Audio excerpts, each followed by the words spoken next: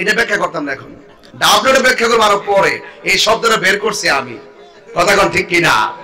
এটার একটা ব্যাখ্যা আছে, জটিল ব্যাখ্যা আছে। এই ব্যাখ্যাটা হবে ইনশাআল্লাহ পরে। মারহাবা কর। কারণ আমরা সবাই সুন্নি, তুমি কে আমি কে সন্দেহ আছে? কারা কারা সুন্নি হাত তুলেন দেখি। নারে তাকবীর, নারে রিসালাত, আহলুস সুন্নাত ওয়াল জামাত। নীরব না বিপ্লব? জোরে, নীরব না বিপ্লব? নীরব না বিপ্লব? তুমি কে আমি কে, দিয়েছি তো রক্ত, বাস এটাই পরিষ্কার। আগামীর কর্মসূচি কোনো প্রতিবাদ হবে না, আগামীর কর্মসূচি হবে প্রতিরোধ করতে হবে। যারা এই মাজারের দিকে লাল চোখ করবে সেই চোখ উপড়ে ফেলবে ইনশাআল্লাহ। কথা বলেন ঠিক কিনা বলেন?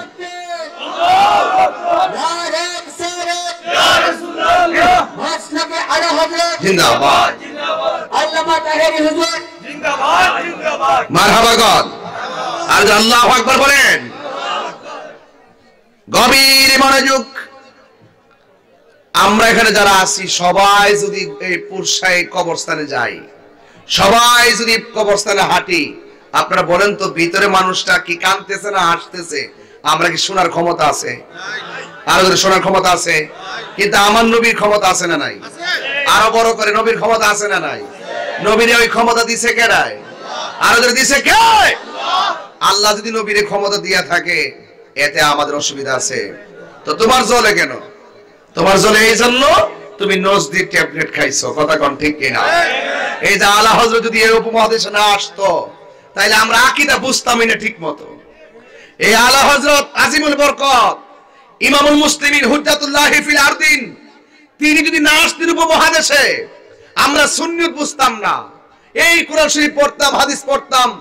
আর এক সময় যখন বাতিলরা 12টা মৌলবী আইনা নবীর বিরুদ্ধে লেখনি লিখছিল, ওই মুহূর্তে দলিলের মাধ্যমে এদেরকে প্রতিহত করে সত্যিকার আদর্শ যে তুলে দিয়েছেন আমাদের হাতে, তিনি হলো আলা হযরত। কথা বলেন ঠিক কিনা? এই যে নামটা আছে না নাই? আর নামটা আছে না নাই? এই জন্য আলা হযরত সাধারণ কোনো ব্যক্তি না। আলা হযরত আশিকে রাসূল, আলা হযরত দার্শনিক, আলা হযরত বিজ্ঞানী, আলা হযরত আশিকে রাসূল, আশিক আলা হযরত কলম সম্রাট, আর আলা হযরত বাতিলের আতঙ্ক। কথা বলেন ঠিক কিনা? ইসকে মোহাম্মদ, আলা হযরত, আলা হযরত, ঠিক কিনা বলেন? তাহলে আলা হযরত কি সাধারণ কোনো, আলা হযরত কি সাধারণ কোনো ব্যক্তির নাম? তিনি হলেন আমাদের আলা হযরত, বড় হযরত। এজন্য সুন্নি জামাত শিখতে গেলে ওনার কিতাব পড়তে হয়। এখনো ওনার কিতাব নিয়ে বিভিন্ন ইউনিভার্সিটিতে এমফিল হয়, এমফিল গবেষণা হয়। কথা বলেন ঠিক কিনা? এজন্য আলা হযরত মাসলাকে আলা হযরত থেকে ঠনকো কোনো বিষয় নয়। এজন্য আমার রাসূল কবরের ভিতরে দেখার ক্ষমতা আছে, এইগুলো ওরা বিশ্বাস করে না, কিন্তু আমরা সুন্নিরা বিশ্বাস করি। কেন? কারণ আমরা ওই আলা হযরতের মতন এমন হযরতের কিতাব পড়েছি, যাদের কিতাব কোনো ব্যক্তিগত রচনা নয়, যাদের কিতাব হলো কোরআন, সুন্নাহ, ইজমা, কিয়াসের আলোকে পরিপূর্ণ একটি ঈমানি সিলেবাস। কথা বলেন ঠিক কিনা? তাহলে সেই আলা হযরতের নাম শুনলে আপনাদের কি খারাপ লাগে? খারাপ লাগে না। ওই যে আমরা মাঝে মাঝে গজল বলি না, জিসকা কোই সানি নেহি वो नबी हमारा है, बोलन जिसका कोई सानी नहीं वो नबी हमारा है, मुस्तफा की अजमत का हाथ है ना किनारा है। এটার বাংলা রইল, তোমার কোনো দ্বিতীয় নাই ও আমার প্রিয় নবী, তোমার কোনো সীমানা নাই ও আমার প্রাণের নবী। ঠিক কিনা? এই যে রাসূল গুরুস্থানে গেলে কবরের ভিতরে মানুষটা সুখী কিনা দুঃখে আছে, এটা দেখার ক্ষমতা রাসূলকে দিয়েছেন কে? আল্লাহ। এই জন্য বলছিলাম, রাসূল গুরুস্থানে গিয়ে মুচকি মুচকি হাসতেছেন। সাহাবায়ে কেরাম জিজ্ঞাসা করি, ইয়া রাসূলুল্লাহ আপনি হাসেন কেন? আল্লাহর হাবিব বলেন, আমি দেখতেছি এই গুরুস্থানে যতটা লাশ আছে, প্রত্যেকটা লাশের নিচে আল্লাহ পাক জান্নাতের গালিচা বিছাই দিয়েছে। সুবহানাল্লাহ। আল্লাহর হাবিব সব কবর দেখে তিনি হাসলেন। একটা কবরের পারে যায় রাসূল চোখের পানি ফেলায় ফেলায় কান্না শুরু করলেন। সাহাবায়ে কেরাম ডাক দিয়া বলেন, নবী গো, ও মায়ার নবীজি, আপনি সব কবর দেখে আপনি মুস্কি মুস্কি হাসলেন, কিন্তু একটা কবর দেখে কেন চোখের পানি ফেলে কান্না করলেন? আল্লাহর হাবিব ডাক দিয়া বলে, গো ও সাহাবায়ে কেরাম, আমি এই কবরটা দেখে কেন কাঁদতেছি জানোনি? আমি নবী তাকায়া দেখলাম আমার উম্মতের এই বোর্ডের নিচে আমার আল্লাহ একটা জাহান্নামের গালিচা বিছায় রাখছি, এই জন্য আমি চোখের পানি ফালায় ফালায় কাঁদতেছি। আল্লাহর হাবিব সাহাবীরা রে ডাক দিয়ে কই, সাহাবীরা রে, ও সাহাবীরা, আর দেরি করো না, বাজারের মধ্যে যাও, বাজারের মধ্যে যাই একটা এলান করে দাও, এই গুরুস্থানে যার যার লাশগুলা ঢুকছে এদের অভিভাবক যেন কবরের পারে এসে দাঁড়ায়। এবার তারা বাজারের মধ্যে এলান করে দিয়েছে। বাজারে এলান করে দেওয়ার পর এবার যার যার আপনজন যার যার কবরে এসে দাঁড়ায় গেছে। কিন্তু সাহাবায়ে কেরামদের একটাই আশা, সাহাবায়ে কেরাম মনে মনে বলেন, নবী আমার সব কবর দেখে হাসলেন, একটা কবর দেখে রাসূল কাঁদলেন, ওই কবরের পারে কে আয়েশা দাঁড়ায় এটা আমাদের দেখতে হবে, আসল ঘটনাটা জানতে হবে। এই কথা বলার পরে সাহাবাদের মনে কৌতূহল জেগে উঠলো। কিন্তু সব কবরে আপনজন লাইন ধইরা দাঁড়াইছে, আর যেই কবরটার মধ্যে আযাব হইছে ওই কবরের মধ্যে কোনো পুরুষে দাঁড়াই নাই, একটা মহিলা, এও আবার জওয়ান মহিলা নয়, বুড়া মহিলা লাঠি বর করে করে ওই কবরের পারে এসে দাঁড়ায় গেছে। চিৎকার মেরে কি আল্লাহু আকবার বলা যাবে না? এ আমার যুবক, ও আমার পুরুষের বাবারা, ওই আমার রবির বাজারের বন্ধুরা, এবার আমার নবী আপনার নবী রহমাতুল লিল আলামিন মহিলাটার কাছে গেলেন, যাইয়া ডাক দিয়া বলে, মা গো, ও মা, আপনি কেন এখানে এসে দাঁড়াইলেন? কই আপনি ঘোষণা করেছেন তাই ঘোষণা রক্ষার্থে এসেছি। এই কবরের পারে যে আপনি দাঁড়াইছেন, এই কবরের মানুষটা আপনার কি লাগে? ওই মহিলা ডাক দিয়ে বলি, ইয়া রাসূলুল্লাহ, ইয়া হাবিবাল্লাহ, নবী গো, এই কবরের মানুষটা আমার সন্তান লাগে। আমার নবী ডাক দিয়া বলে, মা, আমার নবী আপনার নবী বলেন, আমি যখন মেরাজে গিয়েছি, মেরাজে যাওয়ার সময় আমি দেখছি সব চাইতে কঠিন আযাব হলো কবরের আযাব, কবরের আযাব। কথা কোন ঠিক কিনা? আমার নবী ডাক দিয়া বলে, মা, এই কবরের মানুষটা আপনার কি লাগে? কই কবরের মানুষটা আমার সন্তান লাগে। ও মা, আপনি জানেননি এই কবরের সাউন্ড গুলো কি আনবে? এই কবরের মানুষগুলো কে আনেন? এবার ডাক দিয়ে বলে, মা গো, এই কবরের মানুষটা আপনার কি লাগে? ওই মুহূর্তে মা ডাক দিয়ে, হুজুর, ইয়া রাসূলুল্লাহ, নবী গো, এই কবরের মানুষটা আমার সন্তান লাগে। নবী আমার জিজ্ঞাসা করে, আপনি জানেননি সন্তানটা কেমন আছে? মা বলে, আল্লাহ এবং তার রাসূল ভালো জানে। আমার নবী ডাক দিয়ে বলে, মা,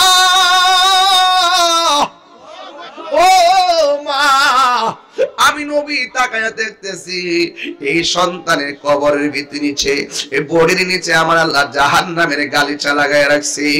এই কথা যেই মাত্র শুনছে আপনারা জবানটা খুলে বলেন, সন্তানের কষ্ট শুনলে মা কি হাসে না কাঁদে? আরো জোরে কোন হাসে না কাঁদে? কিন্তু এই জায়গার ভিতরে ওই মহিলা কোনো কান্না করে না, হিল হিল করে হাসতে শুরু করলো। কবরের চতুর্দিকে ঘুরা ঘুরা শুধুমাত্র হাসতেছে। আমার নবী ডাক দিয়া বলে, মা, ও মা, আপনার সন্তান কষ্টে আছে, আপনি কেন গো হাসতেছেন? তার কারণটা কি? এবার মহিলাটা ডাক দিয়ে বলে, নবী গো, আমি কেন হাসি জানেননি গো? আমার পোলাডার আমি বড় শখ করে কনসেপ্ট করেছি, 10 মাস 10 দিন গর্ভে ধারণ করেছি, এমন কোন রাত গেছে না শেষ 3টা মাস আমার লাতি মাইরা মাইরা ঘুম কাইরা নিছে। রাতের বেলা ব্যথার কারণে চোখের পানি ফালায়া কাঁদছি। আমার পোলাটা যখন পেটে ছিল, আমি যখন খাইতে বসছি, আমার পোলা আমার পেটের মধ্যে লাতি মারছে, আমার খাবারের প্লেটটা আমি রাইখা দিছি। ও যুবক রে, এখানে যত যতটা মানুষ মাহফিলে বসছেন প্রত্যেকটা মানুষ কিন্তু মারে লাইতে আইছেন পেটের ভিতরে। এই লাতির হিসাব কিন্তু আল্লাহ ধরে নাই, শুধুমাত্র বলছে ভূমিষ্ঠ হওয়ার পরে মারে লাথি দিও না। যদি পেটের ভিতরে লাতির হিসাব ধরতো আমার উপায় ছিল না। আমার আল্লাহ রাব্বুল আলামিন মহিয়ান গরিয়ান। এবার মহিলাটা কান্দা কান্দা নবীরে কই, নবী গো আমার সন্তান কবরের ভিতরে কষ্ট আছে, আমি শোনার পরে কেন হাসি জানেননি? আমার পোলাটা আমার পেটের ভিতরে লাইতেইলে ও আমার চোখের পানি ফালাইয়া কাঁদলে ও আমার সকাল বেলা চোখের পানি আমি মুইসা ফালাইছি, মুইসা ফালাইয়া আমি মানুষের সামনে হাসি মুখে গেছি। আমি খাইতে বসছি, খাওয়ার সময় পেটের ভিতরে এমন জোরে লাথি মারছে, আমি সাথে সাথে খাবারের প্লেট রাইখা দিয়া মানুষে বুঝাইছি আমার মুখের মধ্যে রুচি নাই, মুখের মধ্যে রুচি নাই। যেই মাত্র আমার সন্তানকে আমি ভূমিষ্ঠের সময় গেছি, সমাজের মহিলারা আমারে বলছে আমি নাকি মরার মতন লাশ হইয়া পড়ে আসলাম। আল্লাহ বাঁচাইছে দেখে আমি বাচ্চা রইছি, এই পুলার কারণে আমি মরার ঘাট দেখাইছি গো নবী। এরপরে না সন্তান ডান কানে পেশাব করছে, বাম কাঁধে নিয়েছি, এরপরে পুলারে বুকের মধ্যে রাখছি, শাড়ি কাপড়ে টুকরা টুকরা করে তল বিছনা বানাইছি, নিজে না খাইয়া পুলারা খাওয়াইছি। এর বাপটা জীবনটারে জীবন কয় নাই, পুলা পুলা করতে করতে করতে করতে শরীরটারে একবারে তেজপাতা বানাইছে, রক্ত গুলারে পানি কইরা বানাইছে। এরপরেও কোনোদিন মুখের মধ্যে বেজার দেখি নাই। কোথায় থেকে টাকা আনলো, কেমনে করলো, কোনোদিন ঘরেও বলে নাই। আমার পোলাটারে আমি এমন ভাবে লালন পালন কইরা অফিসার বানাইলাম, কিন্তু আমার পোলা কবরে কষ্টে আছে। হাসি কেন জানেননি গো নবী? ও বন্ধু, ও যুবকের দল, আমার নবী আপনার নবী রহমাতুল লিল আলামিনকে এই মহিলাটা ডাক দিয়ে কই, নবী গো আমার পোলা যখন প্রতিষ্ঠিত হইয়া গেছে আমি কবর নিয়ে উঠতে পারি না, আমার পোলা আমার খবর নেই না, আমি খাইতাম পারি না, খবর নেই না, আমার কত অনুষ্ঠান যায় আমারে পরিচয় করাই না। এই জন্যই সন্তান আমার পেটে ধারণ করছি। আমি আমার পোলারে অনেক বুঝাইছি, পুত্রে তোর জন্য এত কষ্ট করছি, তুই কি একটা বার বুঝোস না রে? আমার পোলা কয় না না, বোঝার দরকার নাই। আমার পোলা আমার এমন কষ্ট দিছে, অত্যাচার স্টিম রুলার এমন ভাবে বাড়াইয়া দিছে, আমি আর সহ্য করতে পারি নাই। আমি আমার আল্লাহরে ডাক দিয়ে বলছি, আল্লাহ এই পোলার আমি এত কষ্ট কইরা মানুষের মতো মানুষ বানাইছি, আমার পোলা আমারে মা হিসাবে মূল্যায়ন করে নাই। ও আল্লাহ তুমি তারে ধ্বংস কইরা দাও, তুমি তারে জ্বালা দিও, তুমিও তারে কষ্ট দিও। ও নবী গো আমি আল্লাহর কাছে বলছিলাম তুমি তারে কষ্ট দিও, আজকে কবরের পারে আইসা শুনলাম তার কবরে নাকি আযাব চলতেছে। আমার মতো সৌভাগ্যবতী আর কে আছে? আমার আল্লাহ ফাগুলনির দোয়া ফিরাইয়া দিছে না, আল্লাহ যে আমার ডাকটা শুনছে, এই জন্য আমি আনন্দে হাসতেছি। চিৎকার মেরে কি আল্লাহু আকবার বলা যাবে না? আমার নবী রহমাতুল লিল, আমার নবী রহমাতুল লিল আলামিন, আমার নবী আল্লাহর ডাক দিয়ে কে, আল্লাহ ও পুরুষের বাবারা জবানটা খুলে বলেন না আল্লাহ, আর জবান খুলে কোন না আল্লাহ। ও আল্লাহ মা সন্তানকে বদদুয়া দিছে, তুমি জাহান্নামের গালিচায় ফালাইয়া দিছো, আমি নবীর আবার দেখাইছ এই ছেলেটা তো আমি নবীর উম্মত। দেখছেন নি কেন তাহিরি নবী নবী করে, কেন তাহিরি নবী নবী করে? নবী আমার উম্মতের কষ্ট দেখলে সহ্য করতে পারে না। নবী আমার ডাক দিয়া বলে, আল্লাহ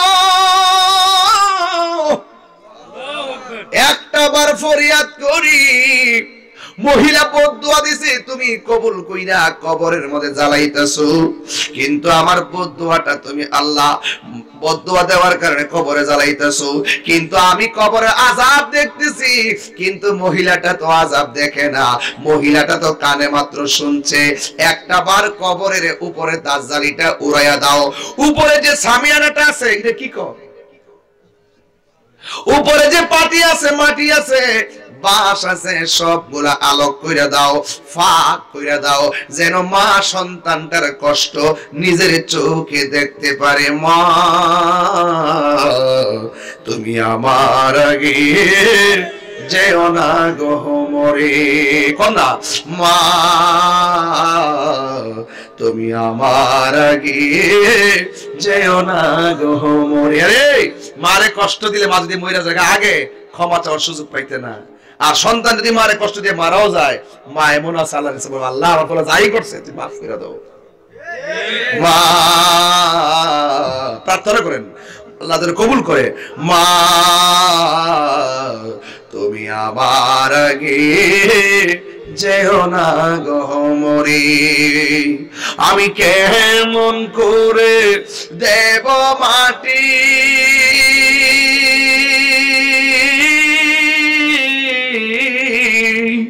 আমি কেমন করে দেব মাটি তোমারি কবরে। মা তুমি আমার আগে যেও না। বসো না হাসো, কিছু দাঁড়ায় দাঁড়ায় বসো, আপাতত বসো, আপাতত বসো। মা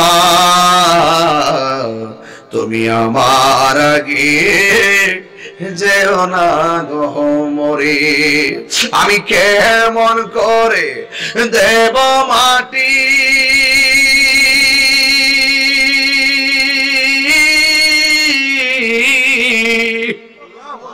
আমি কেমন করে দেব তোমারি কবরে।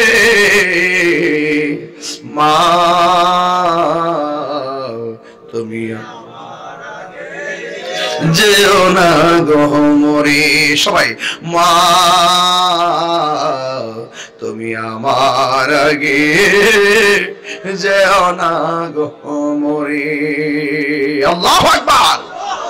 বাবাকে তোমরা কাবা জানিও, মদিনা জানিও, মাকে যদি ঘোতারা বেঁচে থাকে। ওই আমি সেবি নাই, সেবিতে পারি নাই, ওই আমি সেবি নাই, সেবিতে পারি নাই, সেবি ওই আমার উম্মত, সেবি আমার উম্মত। এই বাবার মুখেতে মায়ের মুখেতে যে তুলে দিবে গো খানা, তাতে খুশি রব্বানা। ঠিক না? বাবার মুখেতে মায়ের মুখেতে যে তুলে দিবে গো খানা, তাতে খুশি রব্বানা। ওই আমি সেবি নাই, সেবিতে পারি নাই, সেবি ওই আমার উম্মত, সেবি আমার উম্মত, সেবি আমার উম্মত। হায়রে আমার আল্লাহর হাবিব কই, আল্লাহ গো একটা বার কবরটা খুইলা দাও। কবরটা খুলে গেছে। যুবক, আপনি যদি মারে হাজার কষ্ট দেন, কষ্ট দিয়ে ভিন্ন হয়ে গেছেন, আমি একটা কথা কইয়া দিই, আজকে যায় বলবেন মা তুমি আর মাফ করে দাও। খোদার কসম পৃথিবীর কোন মা সন্তানের প্রতি রাগ ধরে রাখে না। সন্তান মায়ের প্রতি রাগ ধরে রেখে আগুন হয়ে যায়। সন্তান মায়ের প্রতি রাগ ধরে রেখে উত্তেজিত হয়ে যায়, কিন্তু মা কোনদিন সন্তানের উপর রাগ ধরে রাখে না। শুধু অপেক্ষা করে পুরাটা কোন সময় এসে বলবে আম্মা।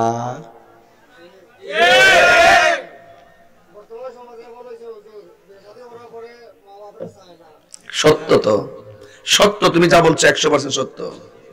এটার জন্য আল্লাহ পাক নিষেধ করেছেন। কথা বলেন ঠিক কি না? জান্নাতের চাবি আমার মা, মা গো জান্নাতের চাবি আমার মা। মা যার বেঁচে নাই তার মতো দুঃখী নাই, মা যার বেঁচে নাই তার মতো দুঃখী নাই, খালা ফুফু মায়ের মতো না, মা গো জান্নাতের চাবি আমার মা। মার মতন কেউ আছে? আর পৃথিবীর সবাই স্বার্থে দোয়া করে, একটা মানুষ নিঃস্বার্থে দোয়া করে, ওই মানুষটা হলো মা। হজে যাও 6.5 লক্ষ টাকা গোনো, উমরায় যাও 1.5 লক্ষ টাকা গোনো, পাসপোর্ট তৈরি করো, ভিসা নাও, সৌদি আরবে যাও, মক্কায় যাও, কাবা জিয়ারত, কাবা তাওয়াফ করো, মিনায় যাও, আরাফায় যাও, মুজদালিফায় যাও, মদিনায় যাও, সব জায়গায় ঘুরো, সব তাওয়াফ করো। এরপরও যাদের টাকা আছে তারাই যেতে পারবে, যাদের টাকা নাই তারা যেতে পারবে না। তার মানে কি হলো? যার ভাগ্য ভালো, যে অর্থশীল সে যেতে পারলো, যার টাকা নাই সে যেতে পারলো না। তাহলে তার হাহাকার, তার অশান্তি কিভাবে দূর করবে? রাসূল বলছেন, তোমরা যখন তোমাদের মায়ের চেহারার দিকে একবার ভালোবাসার নজর তাকাবে, তোমাদের আমল নামায় কবুল হজের সওয়াব হয়ে যাবে। আরে বড় করে বলেন নাকি সুবহানাল্লাহ। ভাবার আমার সাধারণ কোনো কথা না এগুলা। গরিব মানুষ আমরা তো যাইতে পারি না, যারা যেতে পারে এদের কি হবে? রাসূল যে উম্মতের কেমন দরদি, রাসূল ঘরে ঘরে মক্কা মদিনা লাগাই দিচ্ছে। তোর কপাল মন্দ, তোর নসিব মন্দ, মার দোয়া নিতে পারলি না বেত্তবিশ। তুই কোটি টাকা দিয়ে কি করবি? লন্ডন, আমেরিকা, সিঙ্গাপুর, ফ্রান্স কিচ্ছু দরকার নাই, আমার মায়ের দরকার। আল্লাহু আকবার বলেন। হায় হায় হায় হায় হায়, ওই মায়ের মনে কষ্ট দিয়া তুমি যদি লাখপতি হও, তোমার আমি তোমাকে পায়ের স্যান্ডেল মনে করি না। রাগ করলে করবেন। শতকরা এই পুরসাই গ্রামের 80% বাপ কষ্টে আছে। আমার পোলা বিয়া করছে, বউ লয়ে গেছে লন্ডন, আর খবর লয় না, ঘরে বাপ কাশতে কাশতে শেষ। ওই বাপটা অহংকার করে, আমার পোলা লন্ডন। অত লন্ডনে ফুলার যে সম্মানটা বাপের পাওয়া উচিত ছিল, যে খবরটা নেওয়া উচিত ছিল, এই খবরটা পায় না, এই সম্মানটা পায় না। পুত্রে কি করবে হচ্ছে হাদিয়া। আর মাঝে মাঝে আম্মারে লয়ে যাবো গা, আম্মারে যে নে, খুব বেশি যে মহব্বত করে অনেক ফ্যামিলিতে নেবি এরকম না, নে ওই বাচ্চা কাছে রাখবা লেগে করে ফানি টানি। এবার বহুত তত্ত্ব আমার কাছে আছে, বহুত তত্ত্ব আমার কাছে আছে। আল্লাহর গজব পর্ব যারা মাকে কম্পালসারি বানানোর চিন্তা করে, যারা মাকে কম্পালসারি মনে না করে, অপশনাল মনে করে, তার কপালে দুর্গতি আছে। মা আমার কম্পালসারি ম্যান, মা আমার কম্পালসারি, মা অপশনাল না, মা ঠেকার কাজ না, মা আমার বাধ্যতামূলক। আমার কাবা, আমার মক্কা, আমার মদিনা, আমার চেতনা, আমার দুয়ার সেন্টার। হাত তুলে বলেন ঠিক কি না বলেন? আল্লাহু আকবার। ইয়া রাসূলুল্লাহ, আহলে সুন্নাত ওয়াল জামাত জিন্দাবাদ জিন্দাবাদ জিন্দাবাদ জিন্দাবাদ, আহলে সুন্নাত ওয়াল জামাত জিন্দাবাদ জিন্দাবাদ, আল্লামা তাআলিম জিন্দাবাদ। আল্লাহু আকবার কোন? আপনারা ওয়াজ শুনেন না শুনেন, আমার কথা আমি বলে যাই। যারা বাড়ির দেশে কোনো অসুবিধা নাই, তারা কালকে রেকর্ড শুনবে। তাই বলে কি আমার ওয়াজটা কি ফাঁকি দেওয়ার সুযোগ আছে? আমার রেকর্ড হচ্ছে তো, যারা আছে আলহামদুলিল্লাহ না, কথা বলে কেন? হঠাৎ করে কুয়াশা ধাক্কা মারছে, মানুষটা একটু একটু ব্যথা পাইছে, একটু সরে গেছে গা। এইরকম থাকলে ঠিক ছিল। আপনার জবান খুলে কোন সবার কথা বলছি না বাজান, কিছু কিছু এরকম ঘটনা আছে কিনা কোন বাবা। আবার আবার আবার যাতে বাহিরে যায় হেরা, আমার আবার ভুল না বুঝে যে আমি প্রবাসীদের বিরুদ্ধে বলছি না। প্রবাসীরা আমাদের সম্পদ, প্রবাসীরা দেশের সম্পদ, এদেরকে সম্মান করতে হবে, এদের অর্থ দিয়ে আমার দেশ চলে। কথা বলেন ঠিক কিনা? স্যালুট প্রবাসী ভাইরা। কিন্তু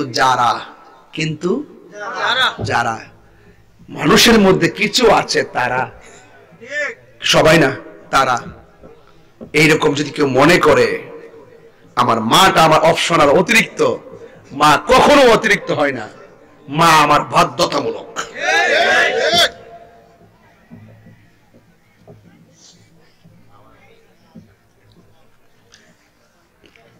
ওই মা মারা যাওয়ার পরে যখন লাশ কাঁদল, তখন বুঝতে পারে সন্তানের মায়ের লাশ কাঁদে নেওয়ার কত ভারী, কত চেতনা, কত কষ্ট। একটু দাঁড়াও মাইরে দেখি, কইতাম না বাজান, এটা রাগ করি না কিন্তু আপনারা। হ্যাঁ, এই লোকটি এদিকে আসলে তো সুন্দর লাগলো, গার গড়া ফেরাইতে পারতেছে, আমি গারটা ফেরাইতে পারতেছি না, আপনাদের দেখতেছেন। একটু সামনে আয়েন না, আয়েন আয়েন, একটু আয়েন না, আয়েন একটু বস, দেখেন এদিকে লাগলে ভালো লাগবে আর কি, আমার কাছে শান্তি লাগবে, এই বরাবর দেখলে ভালো লাগবে। একটু দাঁড়াও মাইরে দেখি, জনম ভয়রা মারে দেখি রে গ্রামবাসী। একটু দাঁড়াও মাইরে দেখি, জনম ভয়রা মারে দেখি রে গ্রামবাসী। একটু দাঁড়াও মাইরে, সাদা কাফন পরাইয়া খাটের উপর শোয়াইয়া, সাদা কাফন পরাইয়া খাটের উপর শোয়াইয়া, মাইরে তোমরা কই যাইতেছো লইয়া রে গ্রামবাসী।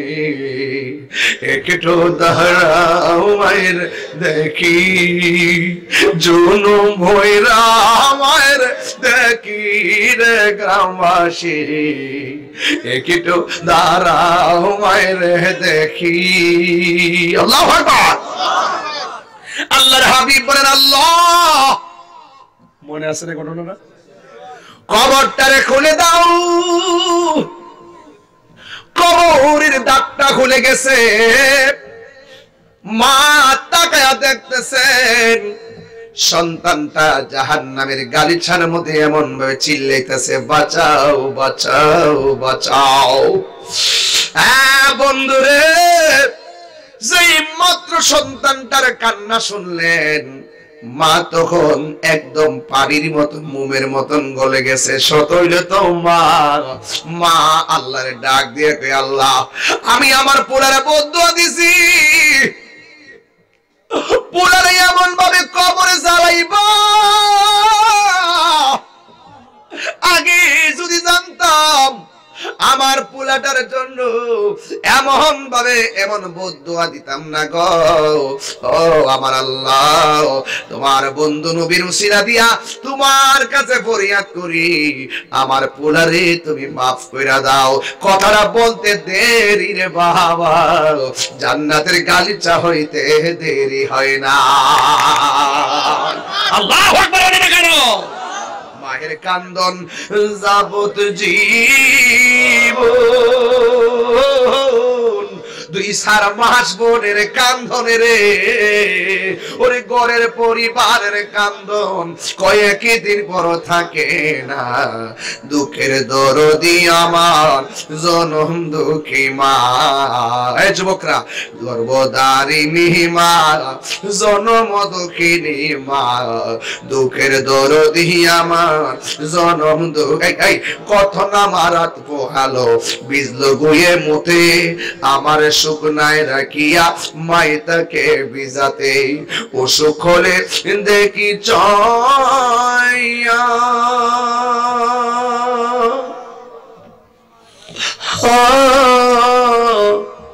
মায়ের সে বিজারাই পইরা গো, আমায় আল্লাহ যাও গোলয়া সন্তানের নিও না, দুঃখের দরদি আমার জনম দুঃখী মা, গর্ভধারিণী মা, জনম দুঃখিনী মা, দুঃখের দরদি আমার জনম দুঃখী মা।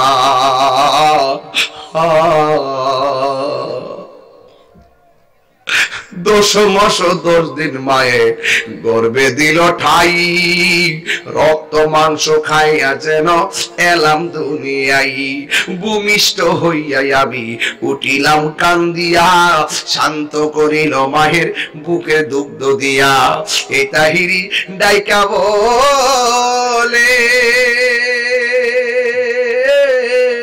জান্নাত মায়ের পায়ের তলে গো। আমার যুবক ভাইরা একবার বলো মা, আও জবানটা কইলা বলো মা। আল্লাহ আমাদের সকলকে মা বাবার পাগল বানাই দেন, আমিন। আল্লাহ আমরা মা বাপরে অনেক কষ্ট দিছি, আপনি দয়া করে মাফ করে দেন, আমিন। আল্লাহ যাদের মা বাপ কবরে গেছে কবরটারে জান্নাতের বাগান বানাই দেন, আল্লাহ এই যুবকগুলোরে মার আশিক বানাই দেন, আল্লাহ। আল্লাহ যুবকদের সিনাটারে মদিনাওয়ালার আয়না বানায় দেন, আল্লাহ যুবকগুলার নেশা থেকে আপনি বাঁচিয়ে রেখেন। অনেক পরমার মারেক ধমক দিয়ে ফেলাইছে, কি করব, আসামি হয়ে গেছে। আল্লাহ আজকে দয়াল নবীর উসিলায়, শাবানের চাঁদের উসিলায়, শবে বরাতের উসিলায়, আপনার নবীর মেরাজের উসিলায়, আপনি নবীর নূরানি চেহারা মোবারকের উসিলায় আল্লাহর রাস্তায় আমরা মাফ করে দিন, আমিন। আর জোরে বলুন আমিন। সবাই ভালো থাকবেন, সুস্থ থাকবেন, আমার জন্য খাস করে দোয়া করবেন, আমি আপনাদের জন্য দোয়া করি।